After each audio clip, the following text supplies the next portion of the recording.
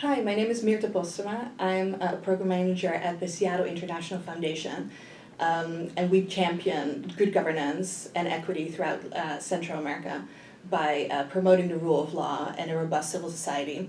And I'm joined here by Rikki Nathanson, a board member of OutRight Action International, an organization that advocates for the rights of LGBTIQ people worldwide. And we are here at the offices of Global Washington, an organization that groups and that joins together the global development community here in Washington State. Rikki, thank you for joining us. And could you tell us a little bit more about the work that OutRight is doing? Thank you for inviting me to speak to you this afternoon. So OutRight is an organisation based in the United States. The global headquarters is in New York, and they have offices throughout the globe. They have offices in the Pacific, in the Caribbean, in Europe, and in Africa, and in Asia as well. So they look at advocating for the global rights of LGBTQ people across the world, and they do that in many forms. They've just completed some very good piece of research around conversion therapy, which has seen it has a lot of positive spin-offs that come from research. They also support granting and sub-granting anything from $1,500 to $200,000 per organisation across the globe. But I would say the main work that they do is the advocacy they do at the United Nations in New York, where one of the big programs of which I was involved in as well twice, where they call Advocacy Week, at which point they bring at least 50 activists from across the globe to do advocacy at the United Nations by speaking to embassies, to get the embassies to put pressure on the governments back home. So they do a lot of work, a lot of really good work. They also do like individual assistance, where they look at case by case position of individuals like activists in their countries and assist them as well. And OutRight focuses on advocating for the rights of lesbian, gay, bisexual, transgender, intersex, queer people.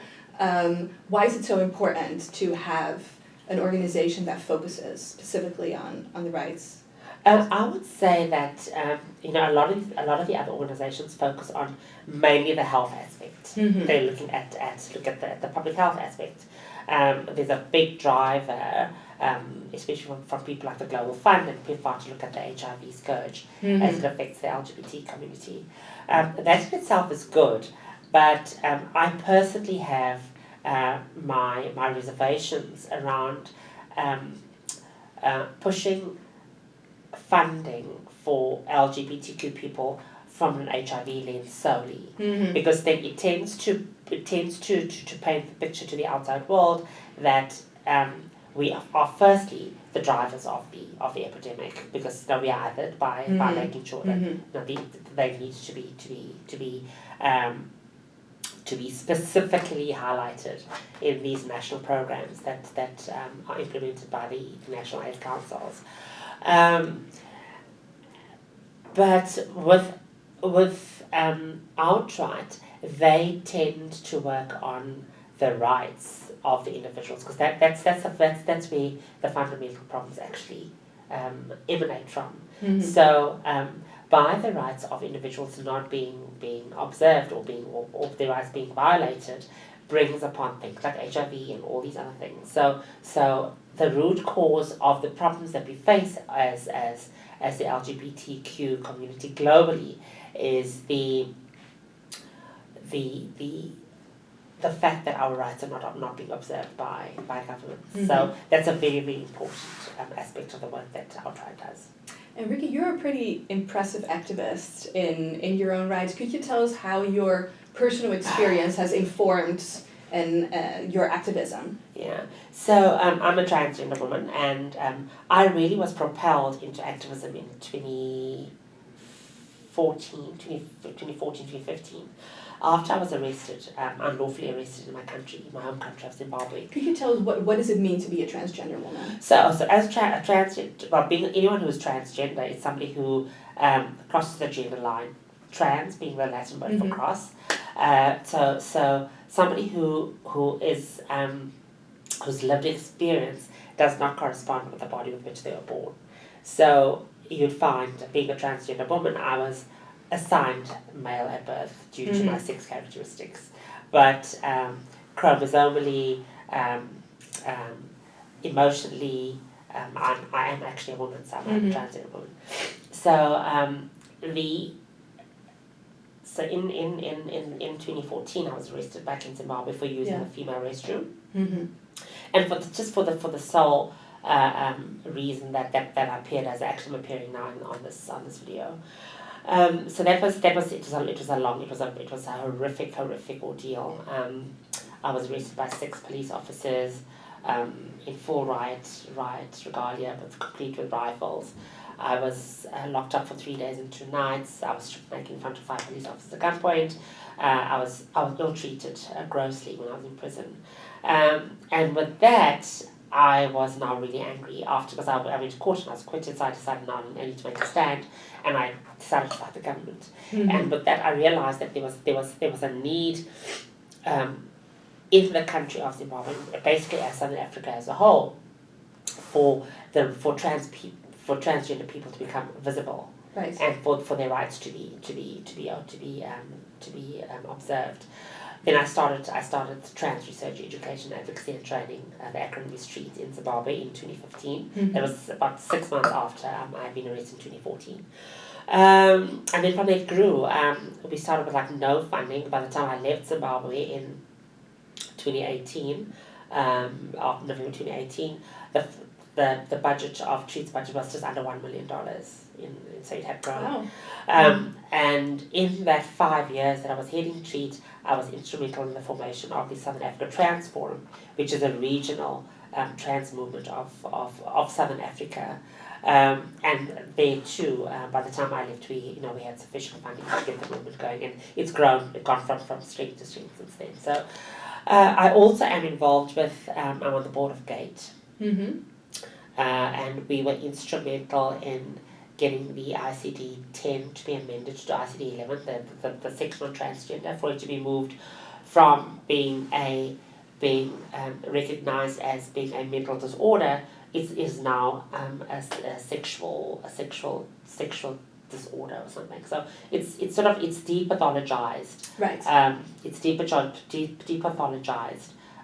Which helps reduce stigma. Exactly. So yeah. So I've also done advocacy at the UN in New York. I've been part of the Trans Advocacy Week that happens in Geneva. It happens every beginning of the year. I've done that about 3 or 4 times, where we've made submissions to the Human Rights Council in Geneva. So yes, I have done quite a bit of my fair share of advocacy. And how do organizations like OutRight? How has OutRight helped or supported you as an activist in that kind of work? Oh yeah. So firstly, and to others that are doing this work around the world.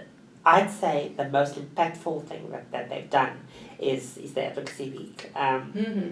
My first experience with Advocacy Week was in 2015 when I was one of about 35. And what is that like, Advocacy Week? Oh, it's amazing. It's daunting because you come from, and a lot of people have never been to the United States, but fortunately I've been quite a few times. But you arrive in America, you arrive in New York, and you have to navigate firstly the subways, and the traffic, and the people, and the noise, and then also having to go and speak to embassies is a very, very big thing. Because this is advocacy before the United Nations, right? Exactly. So what happens is we go and visit at least 50 embassies in that 10 days that we're there. We also are invited to some sessions at the United Nations, and then we also actually speak there. So it really is something. It's overwhelming, but when you see the results, which are not immediate, obviously, it's astounding. And have you noticed a difference, for example, having participated in those like kind of high profile international events, like does that change the dynamic on a national level for activists? Are they taken more seriously? Yes and no. I'll say yes because not everybody's happy with the work that activists are doing. So there's a lot of competition even with activism. So you'll find certain activists would be unhappy that an individual has been given the opportunity, that they won't celebrate them, and they will actually try and pull them down. But then more often than not, in the long run, they do become these. Like I was known as a celebrity activist back home because I was on all the social media and I was in newspapers and TV and stuff, and being at that level, it's amazing how much I won't use the word power, but how much advantage you have, how much privilege you have in gaining access to certain knocking on doors and they're open. Yeah. And you remain very involved in all kinds of activism, even now living in the United States. Could you tell a little bit more about the work that you're doing now in DC? Yes, so I'm currently living and working in Washington, DC. I work for an organization called Casa Ruby. It was started by a trans woman of color. She's from El Salvador. She was an immigrant, undocumented immigrant, former sex worker, homeless, living in the park, the whole 9 yards. She started Casa Ruby in 2012, and it's grown from being one house where she gave housing and support to 10 transgender women. We now have got 3 locations throughout DC, and we sleep on at full capacity per night 70 people. Wow. Homeless LGBTQ youth between the ages of 8 and 24. There is a big homeless problem in Washington DC, especially among LGBTQ and more so the youth. So that's the work that we're doing. I currently am the Assistant Chief of Staff. I look at things like client development, making sure we get a client but between the time that they enter our door and the time that they leave, they are a fully fledged self-sustaining human being. So I'm doing more sort of grassroots work in DC, but I am still involved in my other international and Southern Africa work around trans rights. Right, but I think that's an important observation, that it's not just something that is happening in Africa or in Asia or in Latin America, but that here in the US there are quite a lot of issues with youth homelessness, for example, regarding LGBTQ rights. Yes. Rikki, lastly, you recently won a very important case. You mentioned it a little bit earlier already, but that's been quite a success. Yes, it has. Can you tell us about that? Yes, so as I mentioned earlier, I after being arrested in 2014, I filed a civil suit against the government and against the person who had me arrested. We waited almost 3 years to go to trial, which the case was heard in the High Court of Zimbabwe in July 2017. And then in November last year, judgment was finally handed down. It was handed down in my favour, where the judge was very, very, very pro-transgender rights. We stated clearly that transgender people have the rights as everybody else, and he even later on his judgment alludes to the fact that we need to. This is an opening discussion. It opens up the discussion for transgender people in Zimbabwe. But it's not only, I don't see the win for myself, I see the win for the rest of Africa, the rest of the world, in fact. Particularly when you look at what's happening in America now, where they're regressing on the bathroom laws. This is something that will, I hope, will help in changing laws going forward. Yeah, well, lastly, what are, in the view of all these obstacles and challenges, but also these successes, right? The huge transformations that we've seen in some countries, to what are some of the challenges or the things that you're looking forward to in the next year, the next couple of years in terms of LGBTQ activism? So I'm looking at I'm looking at full inclusivity. I'm not sure it'll come in 5 years, but we certainly have been seeing some very good wins in terms of decriminalisation of same-sex relationships, like in Botswana, Mauritius. I'm speaking of Africa. Right. There was the very good judgment in Malta on transgender rights. So things, and my win in Zimbabwe. Yeah. So things are moving in the right direction, but we're also moving, taking steps back, like the United States, for example. So I'm hoping and I'm praying that not 5, but in 10 years' time, we'll have a 75% positive narrative. That sounds good. Well, thank you very much for joining us, Rikki. Thank you for joining us. Thank you.